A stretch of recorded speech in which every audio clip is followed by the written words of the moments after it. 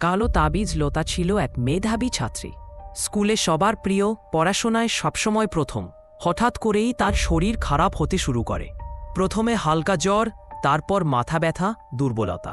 Doctor Napa জাতীয় ওষুধ দেন। কিছুদিন জ্বর কমে, কিন্তু আবার বেড়ে যায়। পরিস্থিতি খারাপ হলে ওকে হাসপাতালে ভর্তি করা হয়।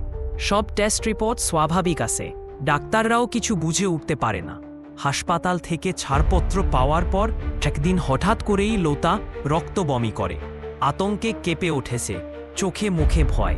সে চিৎকার করে বলতে থাকে, একটা কালো মানুষ, লাল চোখ, ও আমার ঘাড়ের ওপর বসে, ও আমাকে নিয়ে যেতে চায়, ও আমাকে মেরে ফেলবে। সবাই ভয়ে পাগল প্রায়।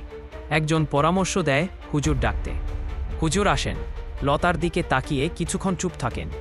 তারপর বলেন, এই মেয়েটার উপর কালো জাদু করা হয়েছে। ওর শরীরের ভেতর জিন কাজ করছে।